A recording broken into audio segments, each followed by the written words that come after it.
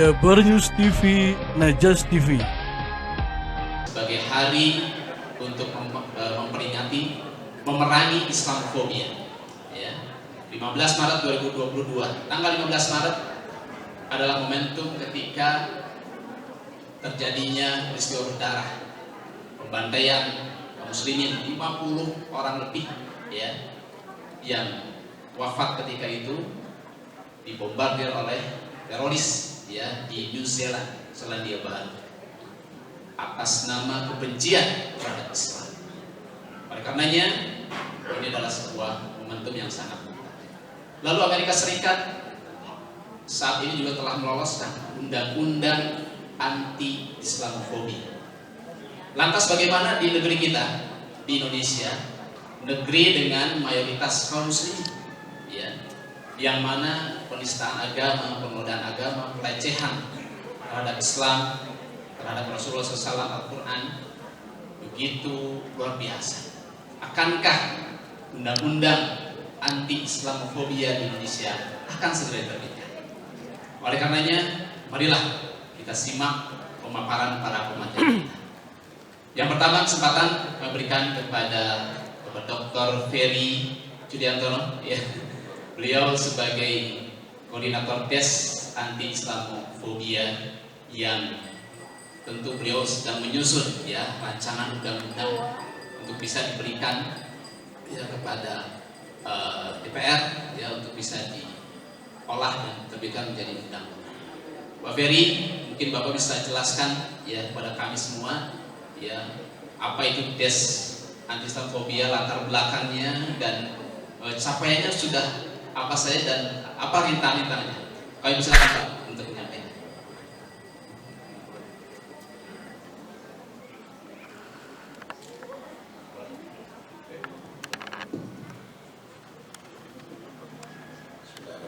Assalamualaikum warahmatullahi wabarakatuh.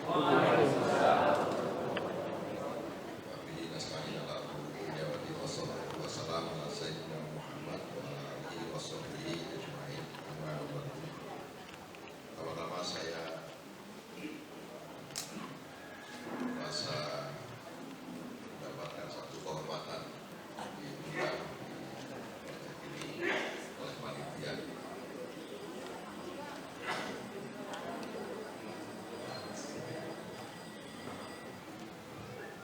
Bersyukur kepada Allah yang telah memberikan karunia sehat iman kepada kita, ya, kita bisa berkumpul di sini.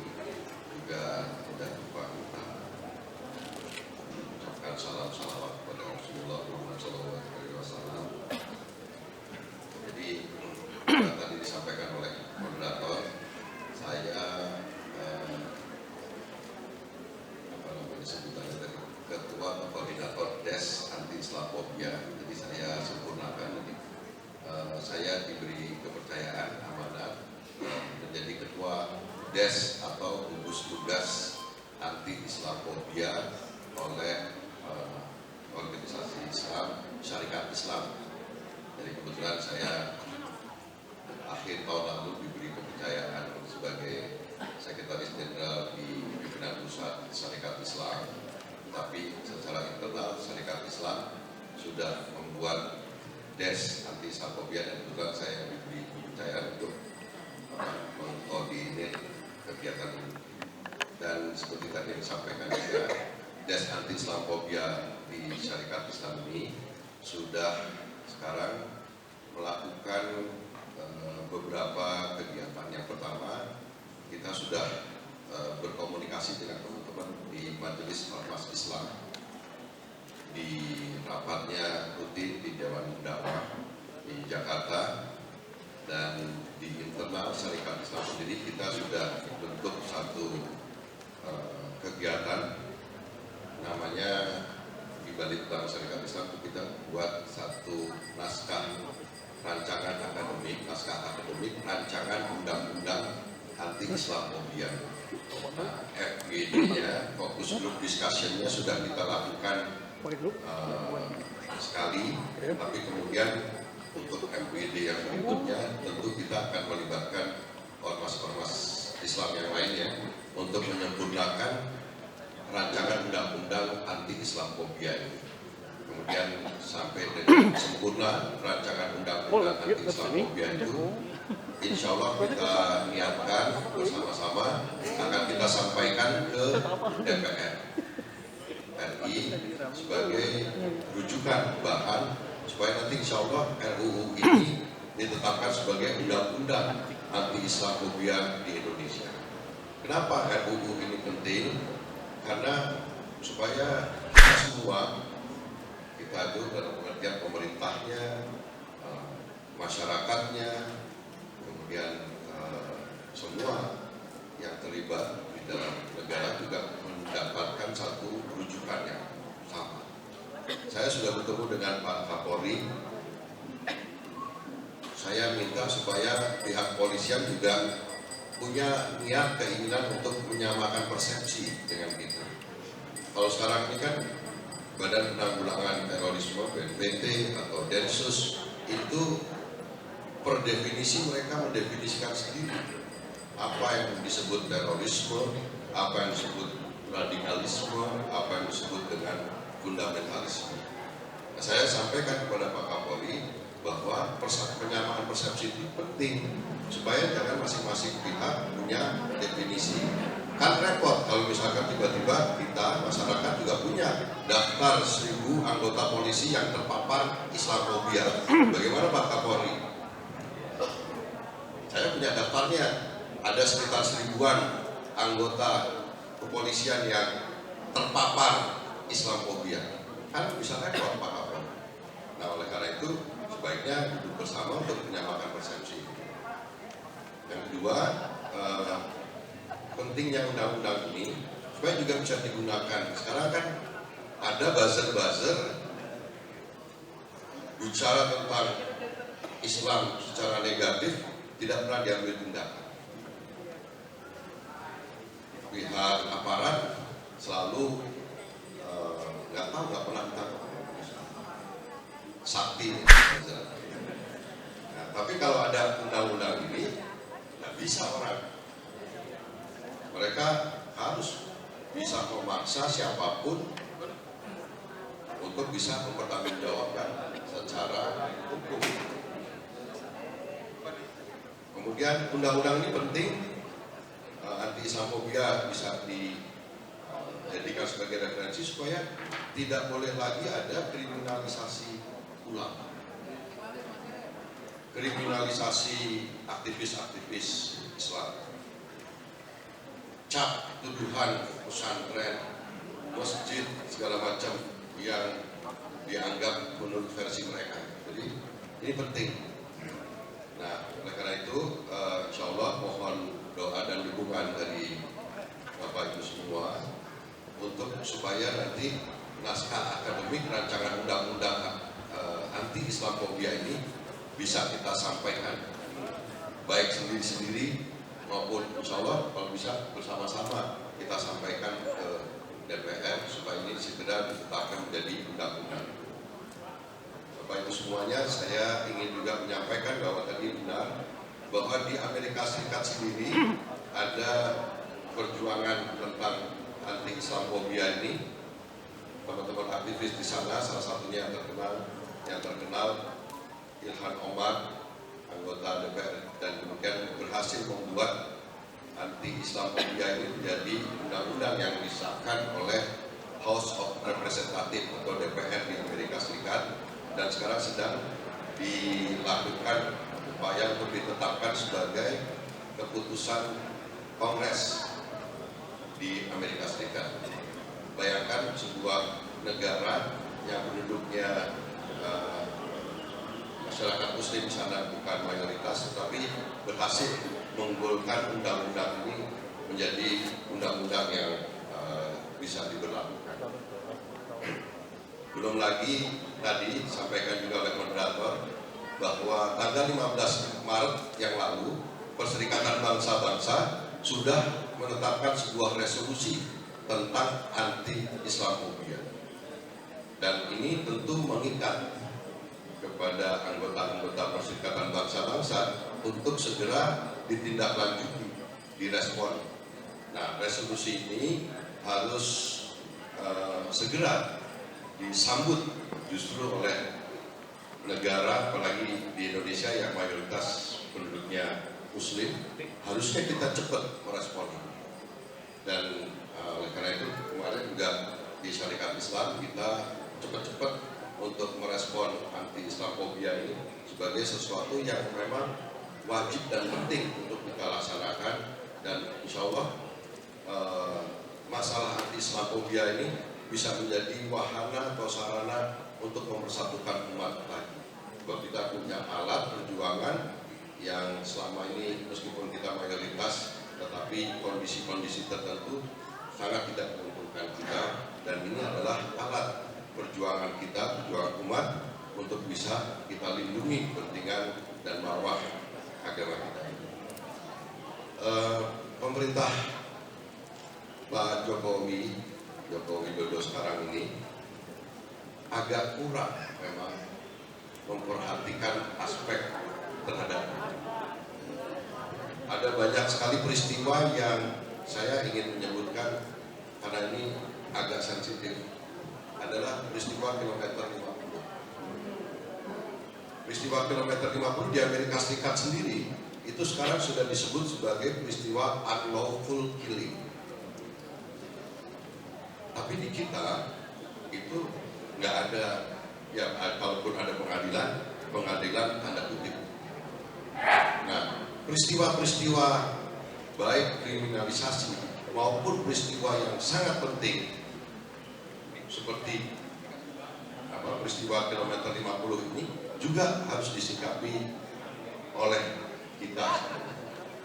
Oleh karena itu kami dari Des Anti-Islamofobia di Syarikat Islam juga akan melakukan selain fokus group discussion untuk menuntaskan naskah rancangan undang-undang akademik anti-Islamofobia itu, tapi kita juga akan bikin yang namanya eksaminasi publik.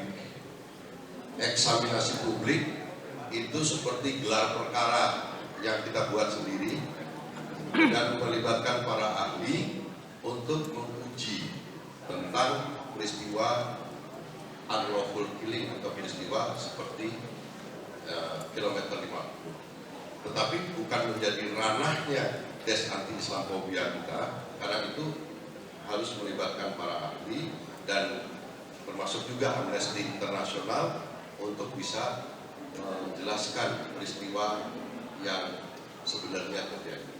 Tetapi urusan selanjutnya, hasil eksaminasi publik tentang peristiwa kilometer 50 itu harus disampaikan kepada pihak-pihak yang berkompeten, Amnesty International, Komisi HAM di PBB dan lain sebagainya. Ada juga eksaminasi publik yang akan kita lakukan dalam waktu dekat ini adalah mengenai peristiwa penangkapan, pemenjaraan Habib Rizik Syihab. Bagaimana mungkin peristiwa itu dengan menyelenggarakan sebuah acara resepsi kemudian ditangkap, resepsi pernikahan anaknya dengan alasan COVID-19 dan sebagainya. Ya, kita sebenarnya tahu bahwa ini ada alasan politiknya, tetapi alasan politiknya itu lebih ke belakangnya lagi, sebenarnya semangatnya Islamofobia. Dan oleh karena ini juga bisa jadi contoh, Des Anti-Islamofobia ini melakukan eksaminasi publik terhadap peristiwa penangkapan dan pemenjaraan kasus Habib Rizik Syihab. Yang kedua, peristiwa penangkapan dan pemenjaraan aktivis Munarman. Itu juga sama. Bagaimana mungkin seseorang dilakukan penangkapan dengan cara seperti seorang teroris ditangkap oleh aparat dengan menggunakan perlengkapan sangat lengkap, tapi kemudian setelah diadili di dalam pengadilannya tidak terdapat satupun indikasi hukum yang menyebutkan bahwa saudara Munarman adalah teroris. Yang dipermasalahkan soal baiat. Di Syarikat Islam itu baiat semua. Jadi peristiwa Habib Rizik Syihab, peristiwa Munarman adalah peristiwa-peristiwa yang tidak boleh kita biarkan. Sebab kalau ini dibiarkan, itu menjadi satu referensi yang membuat siapapun, apalagi mereka yang punya kekuasaan, menjadi dianggap benar dan merugikan umat Islam. Oleh karena itu eksaminasi publik baik kasus unlawful killing kilometer 50 ataupun eksaminasi publik terhadap kasus penangkapan dan penjaraan Habib Rizik Syihab dan Munarman itu menjadi penting untuk dilakukan supaya ini dapat digunakan untuk melindungi kepentingan kita semua. Yang berikutnya adalah harapannya setelah nanti naskah akademik rancangan undang-undang itu kita buat, kemudian eksaminasi publik kita lakukan, tentu harapannya bahwa kita bisa secara sama-sama kampanye anti Islamofobia ini jadi penting, dan harapannya para dai, kebetulan di sini juga adalah pertemuan para dai, materi tentang anti Islamofobia ini penting untuk disampaikan sebagai materi ceramah-ceramah, materi pertemuan-pertemuan kita baik di masjid maupun di mana-mana. Dan ini kalau sudah terjadi satu penyebaran pemahaman tentang anti Islamofobia secara lebih merata, tidak lama kemudian harapannya adalah bahwa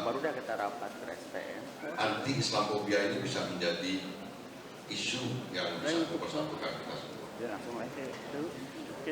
BNPT dan Densus juga patut kita kritisi oleh Des anti Islamofobia, tapi dari sisi yang lain, dalam perspektif penggunaan anggaran, Pak, kalau kita contoh KPK gitu, anggaran pembentukan dan biaya operasi KPK itu kan besar karena menggunakan uang negara, menggunakan uang rakyat. Rakyat berhak mempertanyakan, misalkan keberadaan KPK, kok outputnya ditangkap koruptor-koruptor kelas cele. Rakyat berhak untuk mempertanyakan tentang efektivitas institusi KPK itu. Rakyat juga sama, umat juga berhak untuk mempertanyakan penggunaan anggaran yang ada di Densus ataupun di BNPT. Anggaran negara dengan menggunakan uang rakyat itu wajib sebenarnya kita pertanyakan.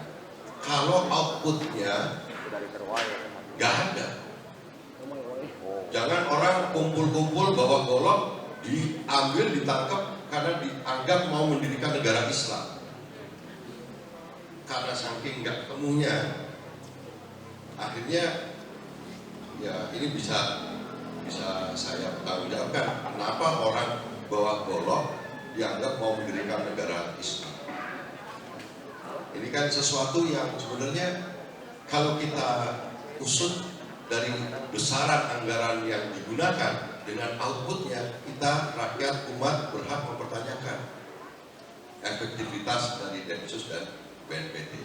Kita juga mendukung kegiatan-kegiatan BNPT dan Densus dalam konteks yang sebenarnya, tapi kalau kemudian digunakan untuk mencari-cari, itu yang kemudian oleh kita dalam perspektif undang-undang anti Islamofobia, kita harus punya batasan juga. Jangan tiba-tiba mereka mengumumkan masjid terpapar, dasarnya apa? Nah, oleh karena itu masalah anti Islamofobia ini harapan kami ini akan bisa menjadi alat untuk mempersatukan umat, dan insya Allah kalau ini bisa kita lakukan bersama-sama, kita akan membuat semacam komunike, jadi persetujuan dan dijadikan referensi bersama-sama. Penting untuk kesempatan ini menunjukkan kekuatan Islam di hadapan kekuasaan. Sebab kalau ini tidak ditunjukkan kekuatan umat Islam, kami mengkhawatirkan ada proses peminggiran, ada proses minimalisir dari kekuatan-kekuatan sebenarnya dari Islam itu sendiri. dan harapannya seluruh ormas Islam ini dapat dijadikan sebagai sebuah sarana untuk mempersatukan kita semua yang selama ini ada yang ke sana, ada yang ke sini, tapi dengan anti Islamofobia ini harapannya kita dapat mempersatukan umat. Jadi mungkin itu moderator yang dapat saya sampaikan, selebihnya nanti bisa ada tanya jawab. Terima kasih sekali lagi kepada jemaah. Sekali lagi mohon doa dan dukungannya dari semuanya supaya undang-undang anti Islamofobia ini bisa selesai dalam waktu dekat dan akan kita serahkan ke DPR. Bila itu sampai Assalamualaikum warahmatullahi wabarakatuh. Waalaikumsalam warahmatullahi wabarakatuh. Baik, terima kasih Pak Ferry Juliantono. Kita sambut dengan takbir. Kita sama-sama doakan ya, hadirin sekalian, dukungan dan doa dari kita semua agar beliau bersama tim bisa maksimal di dalam menyusun naskah akademik ya Pak ya, RUU anti Islamofobia. Dan tentu kami di sini para dai, para ulama, para ormas Islam ya akan mendukung sepenuhnya untuk diterbitkannya undang-undang anti Islamofobia. Baik, sebelum kita lanjut, mohon peserta yang mungkin masih ada di luar ataupun dalam negeri kita, nggak ada tuh Islamofobia di Indonesia. Ya, intinya para tentara, para polisi diberikan keleluasan ngaji ya di masjid-masjidnya ada pengajian dan sebagainya. Nah, sebetulnya seperti apa fenomena Islamofobia itu di dunia khususnya, atau mungkin sejak zaman kapan gitu ya? Dan kira-kira secara sosial ada dampaknya tidak kira-kira? Ya, mungkin Pak Hadi, mangga bisa.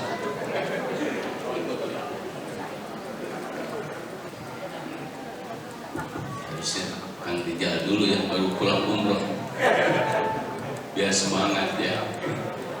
Ya baik, terima kasih Kang Budiman.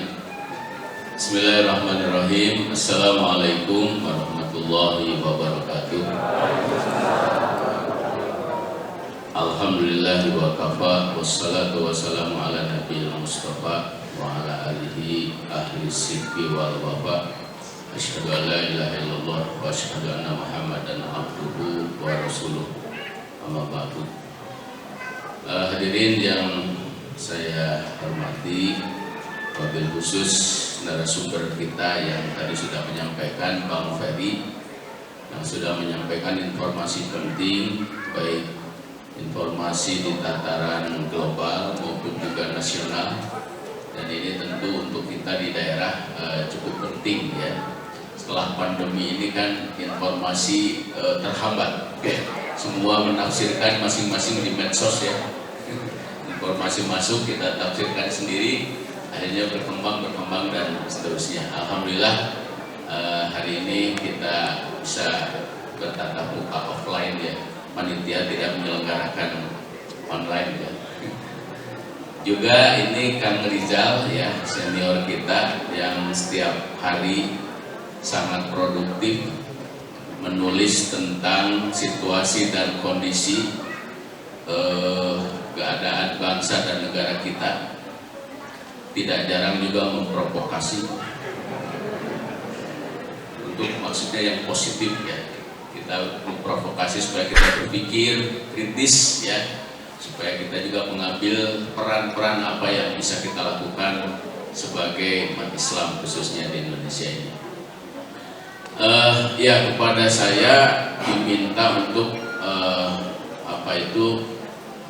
menyampaikan sesungguhnya Islamofobia ini punya dampak sosial dan politis atau tidak. Kalau kita lihat sebenarnya Islamofobia itu juga sudah muncul di zaman Rasulullah SAW ya. Sebenarnya tidak aneh ya, tidak perlu aneh karena dari dulu juga persoalan Islamofobia itu sudah ada. Di zaman Nabi sendiri sudah ada sampai dengan saat ini. Hanya mungkin istilahnya saja yang sekarang agak seksi gitu ya, karena keluar dari PBB ya. Nggak tahu umat Islam ini kalau keluar dari orang lain baru direspon ya. Tapi untuk kita sendiri nggak pernah memproduksi satu istilah-istilah yang kemudian menjadi kepentingan kita semua gitu ya. Nah, jadi karena itu yang pertama kalau saya, Bang Ferry dan Kang Rijal dan hadirin sekalian, sesungguhnya kalau menurut saya rasanya sebenarnya kita ini nggak pantas ya, menurut saya ya, membuat undang-undang anti Islamofobia. Ya. Kenapa? Pertama alasannya tadi sudah disebutkan. Ya. Secara demografis Indonesia ini penduduknya mayoritas beragama Islam. Ya, di dunia, bukan di akhirat ya. Di dunia artinya di global kita mayoritas, di nasional mayoritas, di Jawa Barat apalagi Bang Ferry, ya, kita mayoritas. Dari populasi di Jawa Barat ini sekitar 50 juta ya, jiwa dari masyarakat Jawa Barat, 99% umat Islam. Itu dari sisi demografi saja ini sudah satu kekuatan. Jadi kalau tiba-tiba membuat undang-undang atau peraturan daerah anti Islamofobia, nah baru nanti kita bertanya ada gejala atau fenomena apa dalam masyarakat mayoritas yang beragama Islam malah mainstreamnya itu anti Islam, kan gitu ya. Nah ini ya, itu yang pertama, itu yang harus nanti kita bahas ya. Ada apa ya, itu yang pertama. Jadi secara demografis kita ini sebenarnya aneh. Jadi mungkin kita ini the ironic countries ya, negara yang sangat ironis ya. Satu sisi mayoritas beragama Islam tapi masih berpikir-pikir undang-undang anti Islamofobia. Walaupun tadi kita harus bersyukur dan support apa yang sudah disampaikan oleh Bang Ferry tadi, itu artinya tadi menjawab fenomena tadi ya, fenomena ironi tadi ya. Ada apa ya di negeri kita ini, gitu kan? Yang kedua, alasan, saya kira alasan filosofis ya. Alasan filosofis dan yuridis ini perlu saya sampaikan. Kenapa kita ini sudah sepakat ya, Indonesia ini secara filosofi melalui the gentleman agreement ya, konsensus dari para pendiri negara kita bahwa Pancasila yang berdasarkan esensinya adalah ketuhanan yang Maha Esa, kan gitu ya. Negara kita itu berdasarkan apa, Bu? Berdasarkan ketuhanan yang Maha Esa. Negara kita itu jelas. Kalau ditanya dasar negara kita apa? Ketuhanan yang Maha Esa. Ya, jadi Pancasila itu kalau diperas-peras, ikut teorinya Bung Karno, teori perasan Pancasila. Kalau Bung Karno memeras jadi gotong royong, kalau pendiri negara kita dan itu menjadi gentleman agreement dan itu disepakati di dalam pembukaan UUD 45 dan batang tubuhnya, dasar negara kita itu ketuhanan yang Maha Esa. Jadi kalau diperas Pancasila itu satu sila, yaitu ketuhanan yang Maha Esa, bukan gotong royong. Dan itu sudah disepakati. Nah, karena itu negara kita secara filosofis menyatakan bukan negara sekuler. Itu sudah sepakati semua. Nah, jadi lagi-lagi pertanyaan kedua, kita bukan negara sekuler, kita negara berdasarkan ketuhanan yang Maha Esa, tetapi kenapa hidup subur dewasa ini ya, informasi bahkan serangan-serangan kepada keyakinan berdasarkan ketuhanan yang Maha Esa itu tumbuh subur dan bahkan tadi kata Bang Ferry dibiarkan saja ya, tanpa ada tindakan apapun, misalnya tadi dari aparat keamanan ya. Nah ini persoalan gitu ya, persoalan kedua. Nah secara yuridis Bapak Ibu sekalian, para pejuang kita, apakah itu lewat saluran politik dan lain sebagainya, dengan dasar Pancasila UUD 45 itu diberi peluang yang sebesar-besarnya membuat produk hukum yang harus sesuai dengan sila pertama tadi. Untuk kepentingan umat Islam Indonesia dari sejak tahun 74 ada undang-undang perkawinan. Nah ya, jadi ini juga satu prestasi di masanya ya. Betapa sangat sulit melahirkan undang-undang jang kawin oge ya, meni kudu dikeluarkeun undang-undang. Padahal sudah jelas syariatnya gitu ya. Tapi untuk negara kita ini aneh, bin ajaib harus keluar undang-undang. Seperti halnya undang-undang tentang pengelolaan zakat. Zakat itu sudah jelas syariatnya. Ya, kewajibannya dalam Quran dan hadis kan sudah jelas ya, Bapak Ibu semuanya. Tapi tidak, atau kata orang Sunda, teterak. Ya. Umat Islam itu teterak ku Quran, teterak ku hadis. Perintah zakatnya sudah jelas. Akhirnya negara turun tangan, wajib cenah mayar zakat ku negara. Ku undang-undang juga nggak mempan, ya. Kenapa? Buktinya pendapatan Basnas itu masih di bawah angka yang jadi ekspektasi mereka. Misalnya di atas 300 sampai 400 triliun itu potensi zakat umat Islam Indonesia, ternyata hanya tergali 10 mungkin sampai 15-20 triliun saja, 0,000